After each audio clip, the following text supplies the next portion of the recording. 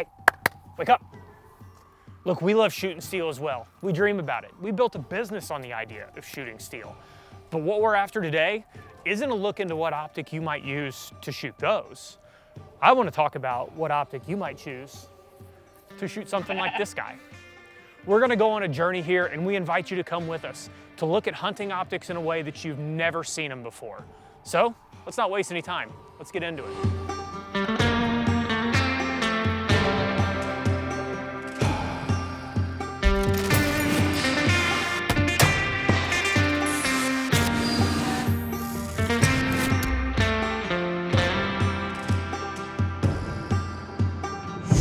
Hunting optics are the most used, most common optics around the world.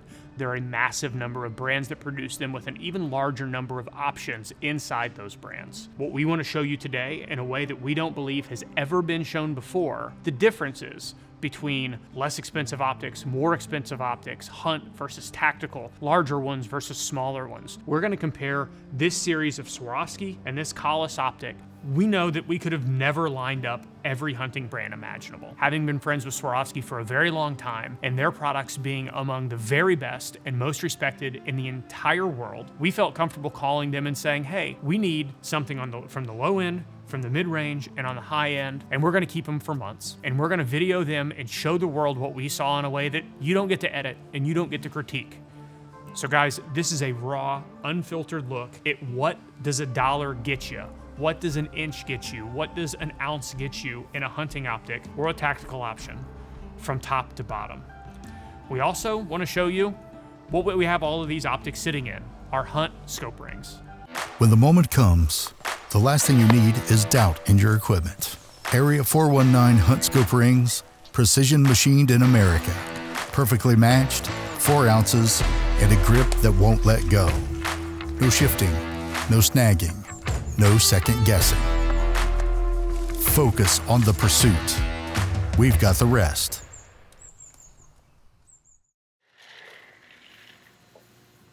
All right, so the goal in the first part of this is to show you a test that I don't think anyone has ever done. I looked on YouTube, looked on Vimeo, looked on Rumble, looked on Vine, RIP, and I had never seen that anyone took this approach. Our goal was to show you what it actually looked like through a large variety of optics, all together at the same time in exactly the same conditions in a very important real-world environment. So what we did, we started with, this camera is actually mine personally. It's a Sony RX100 version 7. It's a really functional little point and shoot camera. We liked this. We were able to kind of validate what was going to happen with the test using this one alone. Then we went to lensrentals.com and rented 4 more of them. So we had 5 identical cameras that we set up on rigs. And early one morning, we came out to the shop. We went back into the back where the kind of the woods area behind the range is. And we had Justin bring his miniature donkey. We set up this rig. It was all 5 of the optics, all with the same camera, set up as much as we could the same way, and we watched the sun come up, and we time-lapse recorded. What we found really shocked us. Had this not went the way that it did, we probably published this video months earlier, but when this happened, we thought, okay, we really have to go all the way here and make sure everything's exactly right. What I'm gonna show you here is all 5 of those shot at the same time in the same way. Starting on these early frames where we're just starting to get light, this is where we were shocked. The first optic we could see through, it was the cheapest one on the table. It was the Z3. As you see this happen, this is in a wooded environment. We're at 100 yards where the donkey is. And as we watch the sun come up,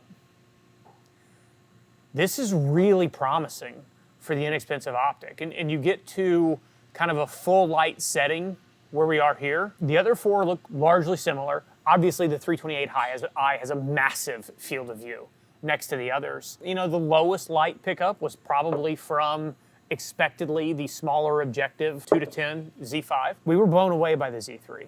So we had to go into why is this taking place. Now you're gonna hear a little bit later from a good friend of ours named Ilya Koshkin about why this is happening. But the first thing I did is I took this video, I sent it to Swarovski and said, guys, what's going on here? And they were like, they didn't really expect to see this. They send it to the engineering team.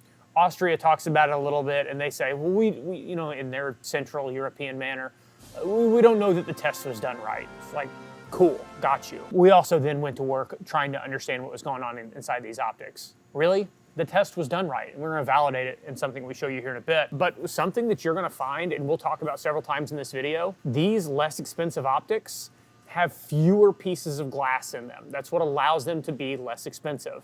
What that also means is every time you add a piece of glass, you are losing some amount of light transmission, because it's passing through a barrier. Now that glass can be very, very good. The coatings in it can actually make things better that we'll discuss, but there's less glass here. When we were standing there at 6 a.m. and it's cold and we're watching this donkey wrap itself up around a tree, no donkeys were harmed in the filming of this video. We could see way more than the optics could. That's just the nature of how this goes. When there's nothing between your eye and the target, you can see more than when there is something between your eye and the target. So this is the sun coming up. We go from absolute darkness to the sun being at what is essentially full morning light, where you're not going to sit around and think, if I wait another 5 minutes, I'll see more. So that's set one there. What we then did is came back out a handful of days later, it looks like about a week later, and we set up during full light. So this is 45 minutes before any version of sunset. We set up the same way. Honestly, this time we were able to get a little bit better on like focus from one optic to the other. Our camera setups were a little bit better because we got to do it in the light, not in the dark. And really the difference here to note is in these early frames, when we're in full sun and you look at it, the amount of washout that we got out of the less expensive optic started to make a lot more sense. What you're buying when you're spending your way up the line is more glass and more coating that allow you to get more out of the entire sight picture. So the most important frame, the one that I want you to focus on in the second video as the sun goes down, are these early frames. Start looking at what you can pick out as far as where the edges of trees are and the edges of donkeys. This is a really difficult light situation we put these optics into, because it is absolutely full bright sun shining onto the subject. You know, this is sometimes these really bright light settings, especially if you're working with sun and flare, can be just as difficult as the low light ones. So as we walk through here, what you're going to notice is as the light changes, and you can even see little bits of like a cloud comes through. Halfway through this, pause and look at how can you pick out leaves? How rich and vibrant are the colors? How much is brightness helping you versus hurting you? Look on the outside of the images at what is happening with distortion. Light management is one of the most important things that a hunting optic can do.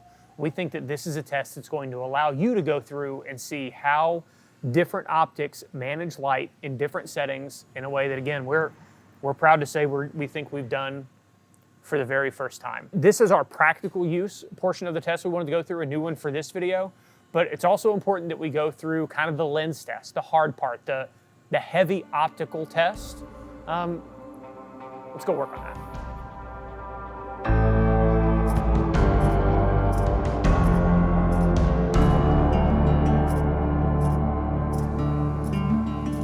So adding the outdoor video where we're going through all of the optics at the same time with the same camera, that was what we thought was a great addition to this. But something that we liked in the last test, in the big boy optic video, was what we're about to walk through.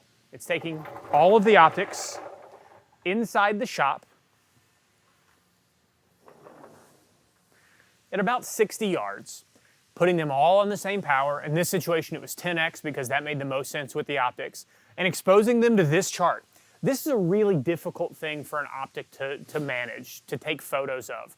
So we wanted to take those photos and provide them to you in raw form, unfiltered, so that you could look at them yourself and we could walk you through it. Those are in a Google Drive link below, so go ahead and check those out. This chart is one that we specifically made for these types of tests. It has very fine lines that exist in graduations. It has a large number of them that exist through the field of view. It has difficult colors for an optic to parse. And resolution and color management are what we want to talk about here. The moral of the story for me is when you buy the least expensive optic here, you get something that's okay. But as you spend more, shockingly, you tend to get more. What does that mean? On all of these images together, you can look right here in the center, and you're going to get a visual product in the center that's very similar from the top to the bottom of the range. But as you start to grow and look at more of this image, you're going to get better resolution and better color management and better contrast as you move up the range.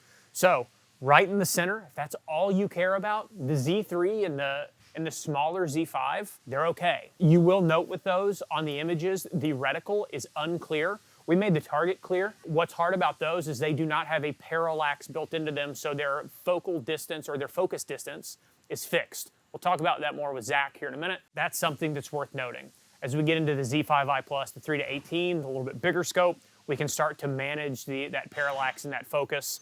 And what you also start to get as we're spinning up into that line, I can truly use more of the field of view. Every one of these optics, when you get all the way out to the edge of the field of view, you're going to start to see the quality, the resolution, the clarity diminish. So pay attention. What does it look like here in the center? What does the image look like when you get out this far? What do the white and the yellow look like relative to one another? And how about the line in between? Pay attention to the vibrance and the bleed in color between the red and the blue. On some of the images, you'll note this red is much more vibrant. On others, it will start to pick up some of the other color that's around it, and this line between will become increasingly difficult to see. Right, so let's show them the image we have of all of the optics looking through and looking across to our range, and there's a minivan and some boxes. It's a scene from outside here at the shop. What you'll find here is the actual showing of what we're talking about in a field style setting. In the center of the image on all of them, you get a pretty good image of the van itself. As you start to zoom out, you will see on every one of the optics, at the edge of their field of view, you'll start to see some distortion. But pay attention to where that distortion begins. You know, look at the Z3 image. Look at the edges. Look at the things that you are seeing that are distorted. Pick out one tree and then take it and compare it to the Z8 or the 328. And you're gonna see very different levels of where you start to have your image distorted.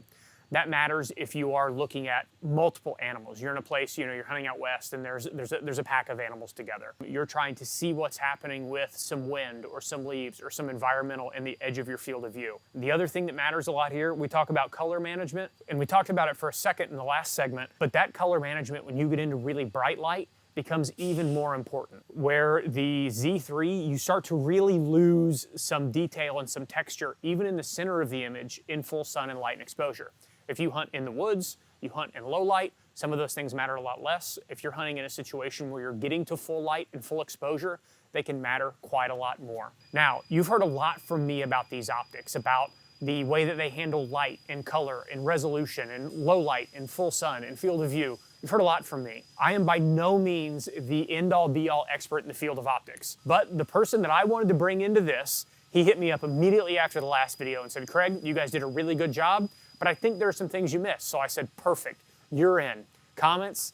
This is Ilya Kashkin. He runs a web channel largely on Rumble, the Dark Lord of Optics. You've probably seen him on forums, on Sniper's Hide.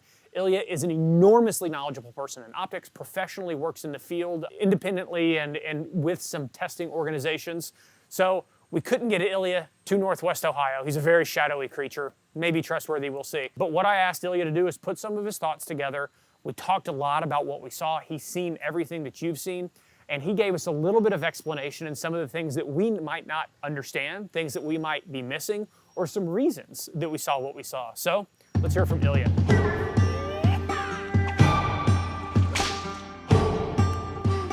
The first thing to discuss when evaluating what an optical system of a rifle scope does is not so much what's moving, what's not moving, what magnification ranges, nothing like that. The first thing to consider is how we perceive images. So why do they look different? If you look at the resolution chart images of Z3, Z5, Z5 Plus, and Z8, you will notice that as you go toward the more expensive end of this rifle, so the image quality gets better. Why is that? In a nutshell, system design. Z8 is just a more sophisticated optical system that does a better job of correcting various aberrations, distortions, color artifacts, and things like that.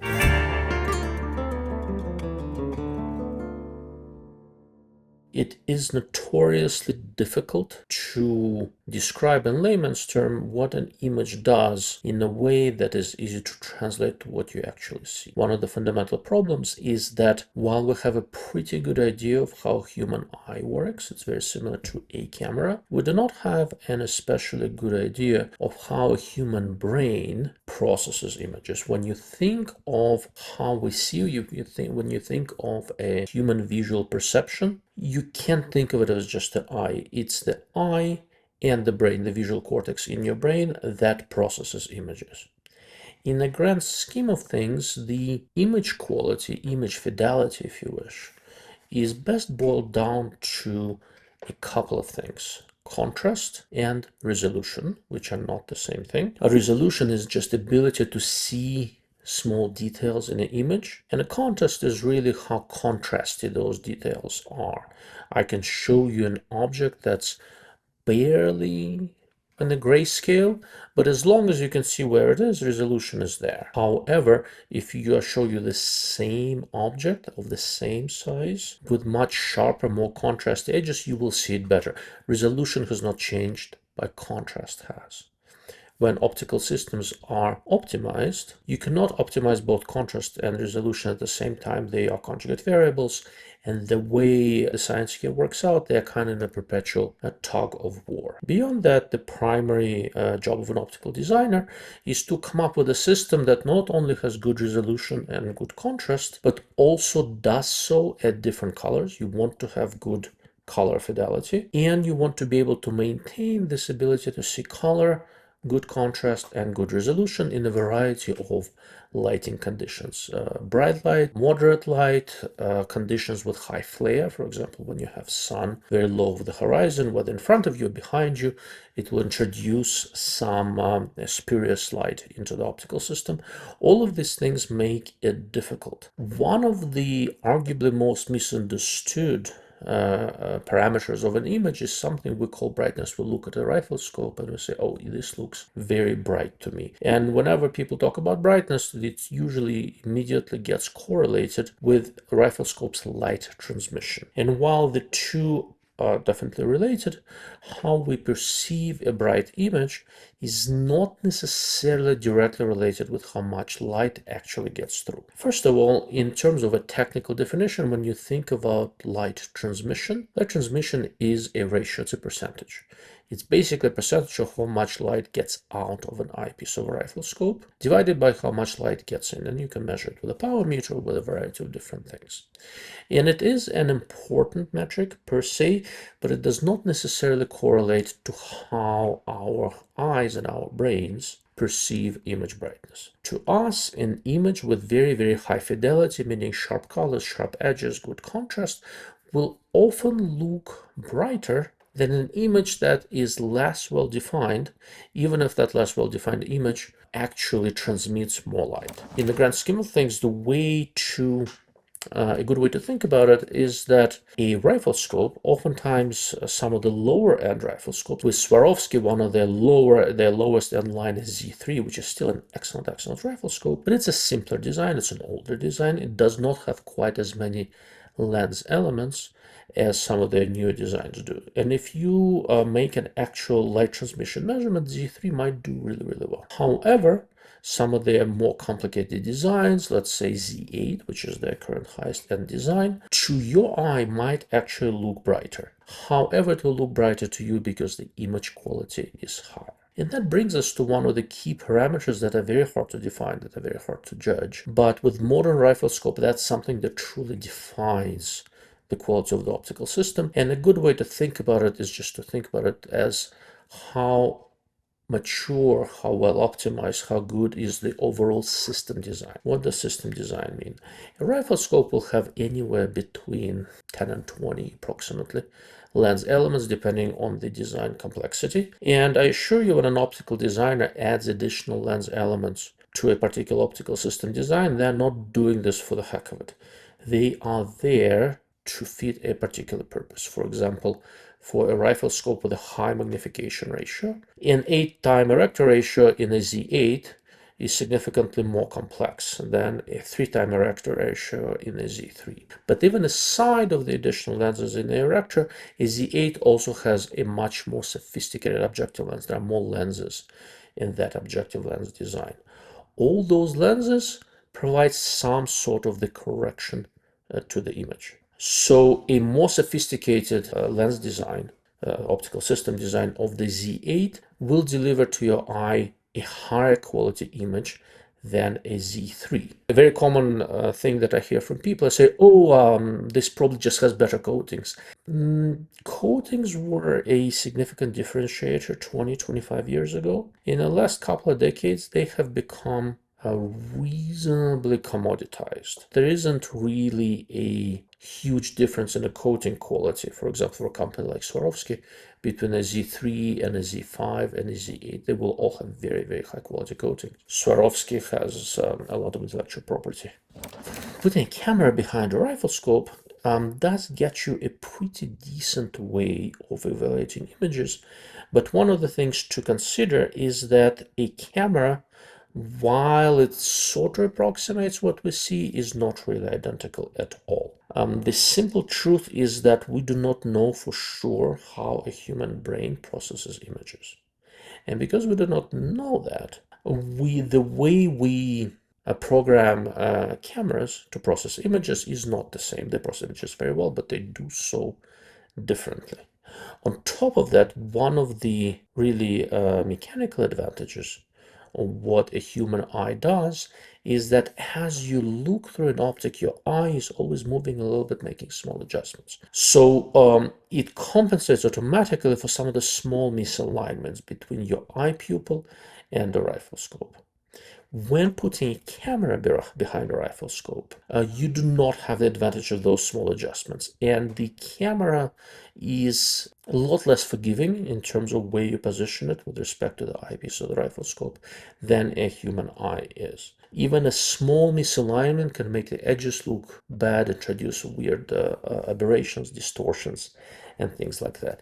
Still, putting a camera behind a rifle scope is the best we have, but you always have to keep in mind that it is not 100% correlation between what you see with your eye, what the camera sees. Probably a very good example is what I talked about earlier in terms of image brightness versus apparent image brightness versus the actual brightness. A camera does not to a camera, brighter is brighter, right? So a lower end scope that transmits more light may produce a slightly brighter image with the camera, while to your eye, a technically less bright but more contrasty, high fidelity, better color image will appear to be brighter.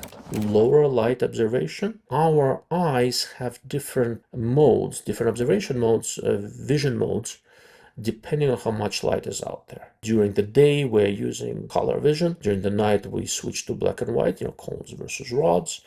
There is, we switch from a photopic to a scotopic vision. Rifle scopes that deliver contrasty images that are full of color allow you to retain your color vision further into low light. Maybe not by much, maybe by a minute, but it still makes a big difference, because when your eye is still in its photopic region where it sees color, it also resolves things much better. Once you fully switch to the black and white and night adapted vision with your eyes, your visual acuity drops quite significantly. So overall, if you're looking for low light performance, one of the things you want is a rifle scope that delivers high image fidelity with good color. Beyond that, I've talked a little bit earlier about light transmission. Well, light transmission is a ratio. If you have a 42mm objective rifle scope with very, very good light transmission, you compare it to a rifle scope with a 56mm objective, which is substantially larger. Even if the 56mm objective rifle scope doesn't have quite as much light transmission, it still delivers more light to your eye simply because more light got into the optic. This is sort of an optical equivalent to the automotive saying that there is no replacement for cubic inches. If you want low light performance, you pretty much have to look for the most sophisticated optical system you can find with the largest objective that you can comfortably mount on your rifle scope. So again, if you're looking for low light performance, you want that relatively large objective. Hope it all makes sense, and if it doesn't, please let me know and I'll try to elaborate a little further.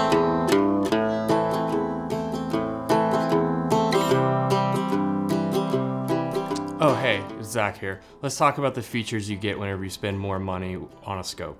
You got turrets, illumination, parallax, focal plane. So in front of me here we have a wide spectrum of different configurations of scopes you would generally see. We just happen to have all Swarovskis here today, but it gives you a good broad range of what you generally see with most manufacturers. So starting kind of at a more simplistic approach here, we have a full capped system here. This is gonna be more for you Midwestern hunters, East Coast hunters, or somebody that just isn't looking to push the distance limits on their rifle system, 100, 200 yards at most. Also with a capped system, you get a lot of protection where you're not accidentally bumping your turret and losing zero. Moving on up the line here, we jump into more of an exposed turret system. This is going to be where you want to start pushing your boundaries, pushing the limit of distance, your mountain hunters, your Western hunters, or just kind of looking for that hybrid approach between competition and hunting. There's multiple different options here. This is a turret flex system from Swarovski that's kind of unique. You can preset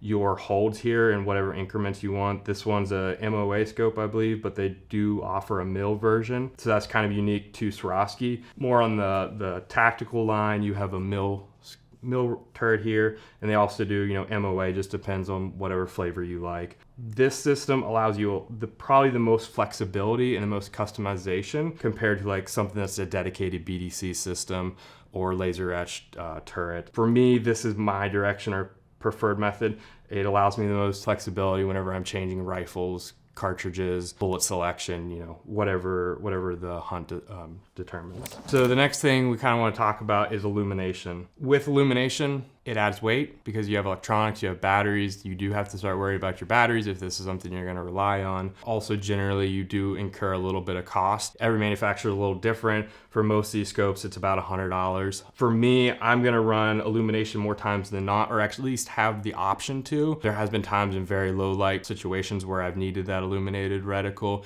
It's still well within legal shooting light. Just, you're shooting into dark holes, into, different parts of canyons. You could definitely benefit from having it. Most of your upper end or your more tactical oriented scopes are going to have it in some sort of flavor, whether it's red, green. Some scopes are offering both now. So finally, we're going to talk about parallax. For your average, 100-yard Midwestern hunt, parallax, probably not the biggest deal. Manufacturers set parallax to a generic distance for, we'll call it a lower end scope. So this is going to give you a good image across from 0 to infinite amount of distance. Whenever you start wanting to push the limits of your system or your rifle system, you do want that parallax to get the image on the same plane as the target you're shooting at, so that wiggle or dance in your reticle goes away. It allows you to be more accurate. It's going to give you the cleanest, crispest image. If you're wanting to push the limits, push distance, be as accurate as you possibly can, parallax is definitely something you're going to want. So one more thing I want to touch on real quickly is focal plane. Most hunting scopes or hunting oriented scopes are going to come in a second focal plane, where a lot of your tactical precision rifle scopes are going to come in a front focal plane. So second focal plane, the reticle is going to appear large across the whole spectrum from low magnification to high magnification. There's benefits to that. Under stress, you can quickly acquire your reticle. For me, with somebody that I shoot a lot, so I'm very comfortable on a front focal plane scope. I know that thing inside and out. I prefer that because then I can rely on the graduations for measurement, no matter if I'm at 2 power or if I'm at 35 power, no matter what scope I'm on, I can trust that. Okay, now let's head back to the studio. All right, Zach. So we have looked through the optics, we've messed with them, we've played with them, we've gone through what's going on with them optically, we've gone through feature sets. Now what I want to get to, just like we did in the kind of the big boy optic video, is who are these right for? Which of these optics are buy recommendations for most people? What maybe didn't we like or wouldn't we recommend? So straight into it, started from the bottom. The Z3, we have the 4 to 12 here, but they've got various options. Who's buying the Z3? Who's it for? It's $1,000. It's 14.5 ounces. So this is going to be for your just general purpose hunter. You're not looking to push limits as far as distance goes. You want really good glass quality. That matters no matter if you're shooting 50 yards or 1,000 yards. Like, you just need good glass to see what you're shooting at. You don't need all the glitz and glam of turrets and illumination. You just want the bare bones basic. Yeah, I thought it was a nice $1,000 scope. The low light, obviously, like watching the sun come up on the donkey and then on the tree line. It shocked me that we were getting extra minutes up front. It makes sense with fewer optical elements, but obviously once the sun comes out, you start to get a little color wash. What we saw on the poster was obviously still, good. It's just in a comparison set with other things that we would consider great. At $1,000, I'm pleased with it. I think that if somebody was wanting to be in that budget, I could say, yeah, pick this thing up, and it's, if you're that person, this is going to do everything that you want it to do. So that's the Z3. There is a whole spectrum, no matter if you're coming from Swarovski, Zeiss, Vortex, Leupold. Like, the feature set that scope brings is universal across the board. Yeah. So it's, how deep are your pockets? What are you looking for? How good a glass are you wanting to get out of it? All right, optic number 2, the Z5 Plus, the 2-10, the small footprint. So really similar to the Z3 as far as like feature set of this particular optic. This is just that 0.1% better. You get the bigger tube, you're going to get a little better light. It's just that 0.1% or a couple percent better, across the board on everything. Yeah. So we've gone from about $1,000 with the Z3 to about $2 with the small format Z5. Only buy it if you specifically need it. And we'll say that again with another optic, but with what you've got going here compared to the next one we're going to talk about, this is a hard one for me to recommend unless it being a 2-10 by 42 is very specifically what you need. I think that at the price point, you can do a lot of things with that money that might be better or more versatile to you. Honestly, out of all 5, this was the one that I was least in love with. You get a slightly smaller footprint. The weight is marginally more, so it's, the give and take of it. Typically, what I have found over time is the only benefit to lightweight items is the weight. Now, that's an important benefit if you need that benefit. But if you're not trying to put together a rifle that you're going to be rucking a significant distance with or taking into a place where size is uber important, oftentimes a couple ounces here and there can get you really quality product improvements. I'm a corner case on that one. The next one here, and honestly, this is one that I really liked, was the 3.5 to 18 Z5i Plus. It's going to do everything pretty well. It's going to be light enough, small enough that for your, you can run this back east or the Midwest where you're shooting sub 100 yards. Growing up, most of the deer I've ever killed in my life are 50 yards. So it's not like I need, all that magnification. You still get that really low end of 3.5. But you start to get in that feature set of like, I can push distances. It has a turret option rather than being capped, so you can make accurate shots with it at distance. It has the option for a reticle that has that Christmas tree-esque nature to it. You get the parallax adjustment. You really start getting those features like you would see in a full-blown, something we would run at matches. Right. Sometimes we get into these situations, and like the Z3 is a fine scope, but I might be a person that says, hey, instead of buying that one, can you put away a few more bucks and spend a little more money and get something that I think pushes you way up the curve? And for me, that's this scope. It's about $2,200. Getting to something like this, I think they nailed it with this. When we got into the optical clarity test and we put it on the poster, I was impressed by this. I mean, Swarovski for a reason. They did a good job here, and I think in a lot of these optics, whether it's Swaro or anybody else, you're going to have your base, more entry-level products that are perfectly fine. They're very okay goods. But then they often have something in the middle of the range that hasn't totally hammered on the diminishing return side, where saving a few extra more dollars and putting it into something nicer with more features, you're going to really like it in the long run. I think that these Z5i Plus products, they're going to hold up for a long time. I expect to see these in the market for quite a while. Z8. Z8, it's kind of that ultra premium. Yep. It's the endless pockets. You got you got the cash. You want to go all the way. There's no question. Like the Z8 is that. I think they have the options for the turrets like we have in the Z5 Plus. This is just the particular model we have. A lot of the same features across the board. It's just that next step. It's more than a pound lighter than the 328. It's marginally heavier, I think 4 ounces heavier than the Z5i. But optically, if you're going to be Swarovski's flagship optic, you better be really, really good.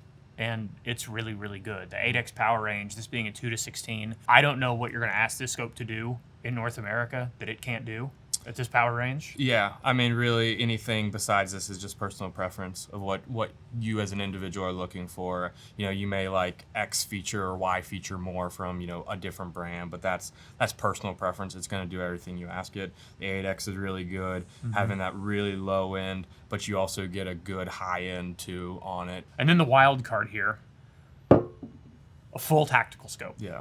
You're looking at 13 ounces of penalty in weight over this guy.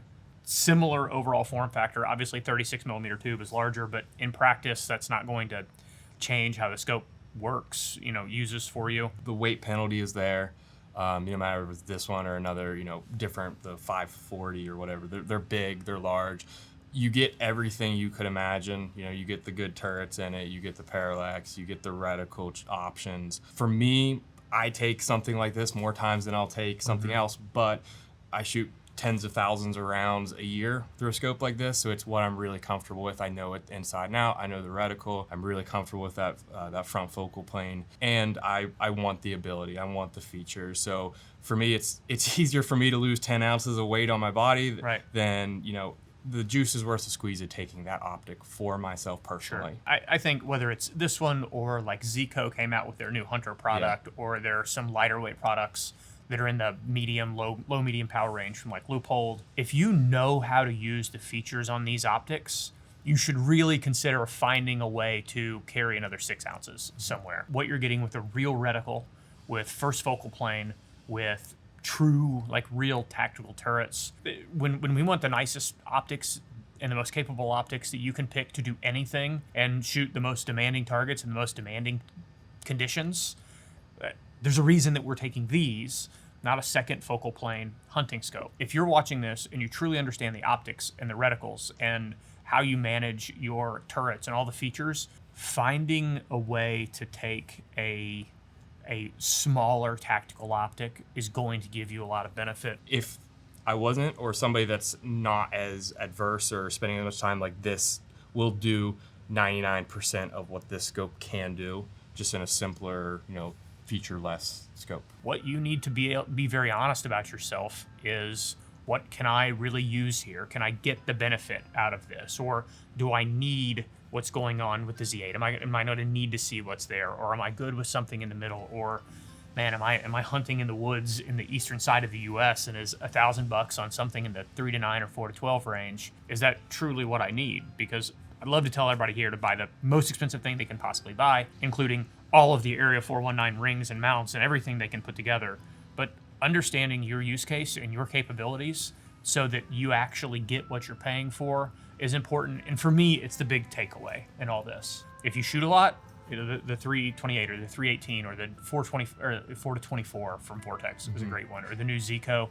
Check those out. Figure out if they make sense. There are, like, the Vortex has the LRHT. Yeah, which is very going to be on the wavelength of this. It has kind of that blend of like their razor type features, but with a hunting profile and some capped windage. Is that a first focal plane optic? I do believe so. Don't quote me on that, but I'm like pretty sure it is. Yeah. The NX6 line from Night Force now. Great new line. Yep. It fits that build of blending the attacker world, the ultra premium, to the hunting side. So there's options. I think we've seen that some in the last handful of years, and we'll continue to see it. Guys, tell us what we've missed. What did we not cover in this that you wanted to know? What questions were you left with? We'll answer them in the comments. Really, we want you to know how to maximize your gear to help you accomplish the goal you have. So be clear about what you're trying to do, be clear about what you're capable of, and then figure out what the equipment is that's going to help you get there. Zach, I feel good about this video. What do you think? Yeah, I think this representation covers from the feature less or lower end all the way up to the ultra premium high end. It goes across the board, no matter if it's Vortex, Night Force, Leupold, they all have something to fit your flavor. We've done LRF binos, we did large match style optics, we've done hunting style scopes. Let us know what kind of thing you'd like to see next. But until next time.